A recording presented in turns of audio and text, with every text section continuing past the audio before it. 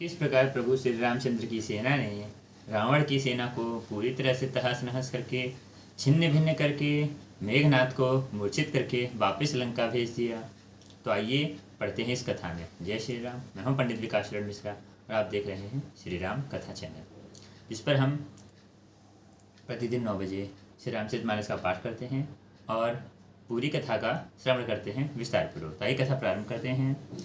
कथा कुछ इस प्रकार है। महामुखिया जे बा वहीं ते पद गही प्रभु पास चला, वहीं कहे विभीषण तिनके नाम, देहि राम तिनहु निज धामा।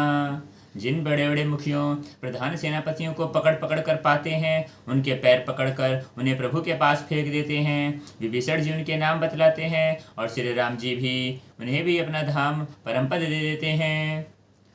खल मनुजाद द्विज मिश भोगी, पावहि गति जो जाचत जोगी, उमा राम मृद चित करुणा कर, बैर भाव सुमृत मोहिनी सीचर। ब्राह्मणों का मांस खाने वाले वे नरभोजी दुष्ट राक्षस भी वही परम गति को पाते हैं जिनकी योगी भी याचना किया करते हैं परंतु सहज नहीं पाते। शिव जी कहते हैं, हे उमा, श्री राम जी बड़े हृदय के कोमल और करुणा की खान हैं। वे सोचते हैं कि राक्षस मुझसे वैर भाव से ही सही स्मरण तो करते हैं। देखी परम गति जो जिय जानी, अस कृपाल जो कहो भवानी, अस प्रभु सुनी ना भजहि भ्रम त्यागी, नरमति मंदते परम अभागी। ऐसा हृदय में जानकर वे उन्हें परम गति मोक्ष देते हैं। हे भवानी, कहो तो ऐसे कृपाल और कौन है। प्रभु का ऐसा स्वभाव सुनकर भी जो मनुष्य भ्रम को त्याग कर उनका भजन नहीं करते, वे अत्यंत मंद बुद्धि और परम भाग्यहीन होते हैं। अंगद अरु हनुमंत प्रवेशा, की नितुर्ग अह कह अवधेशा, लंका दो कपि सोहि कैसे, मंथई सिंधु दुई मंदर जैसे। श्री राम जी ने कहा, अंगद और हनुमान किले में घुस गए हैं। दोनों वानर लंका में विध्वंस करते हैं और कैसे शोभा देते हैं जैसे दो मंदराचल समुद्र को मथ रहे हों। अर्थात प्रभु श्री रामचंद्र जी कहते हैं कि जब महाराज अंगद और प्रभु हनुमान दोनों ही लंका में घुस गए और रावण की लंका को तहस नहस करने लगे, तब वो इस प्रकार लग रहे थे जैसे कि मंदराचल पर्वत मिलकर के समुद्र मंथन के समय में समुद्र को मथ रहा हो।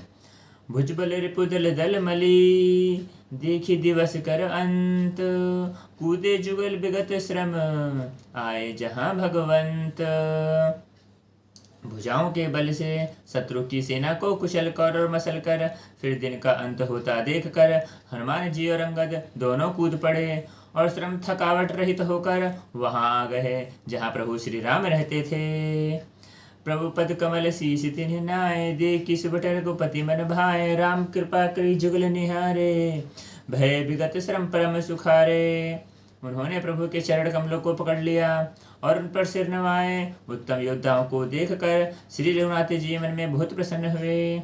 श्री राम जी ने कृपा करके दोनों को देखा, जिससे वे श्रम रहित होकर परम सुखी हो गए। गए जानी अंगद हनुमाना, फिरे भालू मरकट भट नाना, जातु धान प्रदोष बल पाई, धाई करी 10 शीस दुहाई। अंगद और हनुमान को जानकर सभी भालू और वानर वीर लौट आए। राक्षसों ने प्रदोष सायकाल का बल पाकर रावण की दुहाई देते हुए वानरों पर धावा किया। निशीचर अनि देखी कपि फिरे, जह तह कट कटाई भट बिरे, दो दल प्रबल पचारी, लरत सुभट नहीं मानहि हारी। राक्षसों की सेना आदि देखकर वानर लौट पड़े और वे जहां तहां कटकटाकर भिड़ गए। दोनों ही दल बड़े बलवान हैं, योद्धा ललकार ललकार कर लड़ते हैं, कोई हार नहीं मानते। तत्पश्चात महावीर निशीचर सब कारे, नाना बरन बलि मुख भारे, सब जुगल दल संबल जोधा, कौतुक करत लरत करि क्रोधा। सभी राक्षस महान वीर और अत्यंत काले हैं। वानर विशालकाय और अनेक रंगों के हैं। दोनों ही दल बलवान हैं और समान बल वाले योद्धा हैं। वे क्रोध करके लड़ते हैं और खेल करते हुए वीरता दिखाते हैं। प्राबिट शरद पयोध घनेरे, लरत मनहु मारुत के फेरे, अपि अंकपन अरु अति काया, विचलत सेन कीन्ह इन माया। रावण कि राक्षस और वानर युद्ध करते हुए ऐसे जान पड़ते हैं मानो वर्षा और शरद ऋतु के बहुत से बादल पवन से प्रेरित होकर लड़ रहे हों। अकंपन, अतिकाय इन सेनापतियों ने अपनी सेना को विचलित होते देखकर माया की भयव निमिष मह अति अंधियारा, वृष्टि हो ही रुधिपोल छारा। पल भर में अत्यंत अंधकार हो गया, खून पत्थर और राख की वर्षा होने लगी। देखि निबिड़तम दसहूँ दिशि, कपिदल भयो खबार। एक ही एक न देखहि, जह तह करें पुकार। 10 दिशाओं में अत्यंत घना अंधेरा देखकर वानरों की सेना में खलबली पड़ गई। एक को दूसरा देख नहीं सकता था, जहाँ तह सब पुकार कर रहे हैं।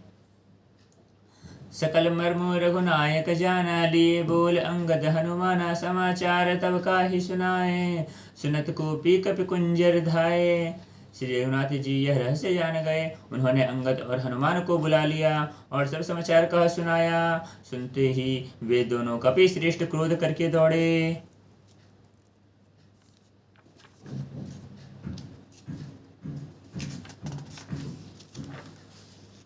पुनि कृपाल हंस चाप चढ़ावा, पावक सायक सदपि चलावा। भयो प्रकाश कतहूँ तम नाही, ज्ञान उदय जिमि संशय जाहि। फिर कृपाल हनुमान जी ने और श्री राम जी ने हंसकर धनुष चढ़ाया और तुरंत ही अग्नि बाण चलाया, जिससे प्रकाश हो गया, कहीं अंधेरा नहीं रह गया। जैसे ज्ञान के उदय पर सब प्रकार के संदेह दूर हो जाते हैं। अर्थात अतिकाय द्वारा चारों ओर अंधकार कर देने के पश्चात प्रभु श्री राम जी ने अपने धनुष पर अग्नि बाण चढ़ाया और अग्निदेव का संधान करके उनको छोड़ दिया, जिससे चारों ओर का अंधकार मिट गया। ठीक उसी प्रकार जैसे कि अर्धरात्रि में दिया जला देने से सारा अंधकार मिट जाता है, सेम उसी प्रकार ज्ञान आ जाने से जो मूर्खता रूपी अंधकार का अज्ञान होता है वह भी दूर हो जाता है। भालु बलि मुख पाई प्रकाशा, धाय हरस विगत श्रमता सा। हनुमान अंगद रन गाजे, हाँक सुनत रजनी चर भाजे। भालू और वानर प्रकाश पाकर श्रम और भय से रहित तथा प्रसन्न होकर दौड़े। हनुमान जी अंगद रण में गरज उठे। उनकी हाँक सुनते ही राक्षस भाग छूटे। भागत भटपट कहीं धरि धरनी, करें भालु कपि अद्भुत करनी। गही पद डारें सागर माही, मकर उरग जस धरि धरि खाही। भागते हुए राक्षस योद्धाओं, वानर और भालू पकड़ पकड़ कर पृथ्वी पर दे मारते हैं और अद्भुत आश्चर्यजनक करते हैं, युद्ध कौशल दिखाते हैं। पैर पकड़कर उन्हें समुद्र में डाल देते हैं। वहाँ मगर, सांप और मछ उन्हें पकड़ पकड़ कर खा डालते हैं। कछु मारे कछु घायल, कछु गढ़ चढ़े पर आई। गरजे भालू बाली मुख, रिपुदल बल बिचलाई। कुछ मारे गए, कुछ घायल हुए, कुछ भाग कर गढ़ पर चढ़ गए और अपने बल से शत्रु दल की विचलित करके रीछ और वानर वीर गरज रहे हैं। निशा जाने कपि चार्यो आनी, आए जहाँ को सलाधानी। राम कृपा कर चितवा सबही, भय विगत श्रम वानर तबही। रात हुई और वानरों की चारों सेनाएं टुकड़ियां वहां आ गई जहां कौशलापति श्री रामचंद्र जी थे। श्री राम ने ज्यों ही सबको कृपा करके देखा त्यों ही सारे के सारे वानर सर्व रहित हो गए, अर्थात उनके जितने भी चोट थे, दुख पीड़ा थी, सब कुछ दूर हो गई। वहाँ दसानन सचिव हकारे, सब सन कही सुभट जे मारे। आदा कटुक कपिन संहारा, कहो बेगी का करे विचारा। वहाँ लंका में रावण ने मंत्रियों को बुलाया और जो योद्धा मारे गए थे उन सबको बताया। उसने कहा, वानरों ने आधी सेना का संहार कर दिया, शीघ्र बताओ क्या उपाय करना चाहिए। माल्यवंत अति जठ निशाचर, रावण मातु पिता मंत्री। बर बोला वचन नीति अति पावन, सुनहो तात कछु मोर सिखावन। माल्यवंत नाम का एक अत्यंत बूढ़ा राक्षस था। वह रावण की माता का पिता अर्थात उसका नाना और श्रेष्ठ मंत्री भी था। वह अत्यंत पवित्र नीति वचन के साथ बोला, हे तात, कुछ मेरी सीख भी सुनिए। जब ते तुम सीता हरियाणी, अस्कुन हो ही न जाने बखानी। वेद पुराण जिस जिस गायो, राम प्रमुख काहू न सुख पायो। जब से तुम सीता को हर लाए हो तब से इतने अपशकुन हो रहे हैं जो कि वर्णन नहीं किए जा सकते। वेद पुराणों ने जिनका यश गाया है और श्री राम से विमुख होकर किसी ने भी सुख नहीं पाया है। हिरण्याक्ष भ्राता सहित मधुकैटभ बलवान, जिह मारे सोई अवतरहु कृपा सिंधु भगवान। भाई हिरण कश्यपु सहित हिरण्याक्ष को और बलवान मधुकैटभ को जिन्होंने मारा था वे ही कृपा के समुद्र भगवान राम रूप से अवतरित हुए हैं। मासा परायण 25वां विश्राम समाप्त। जय श्री राम।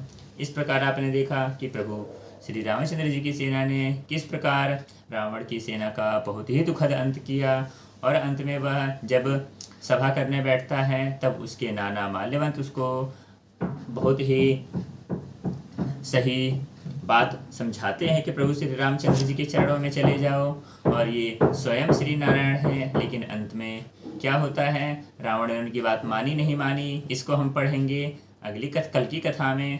तो अगर आपको ये कंटेंट मेरा पसंद आता है श्री रामचंद्र जी का पाठ का, तो आप मेरे चैनल को लाइक और सब्सक्राइब कर सकते हैं, जिस पर मैं प्रतिदिन श्री रामचरितमानस का पाठ करता हूँ।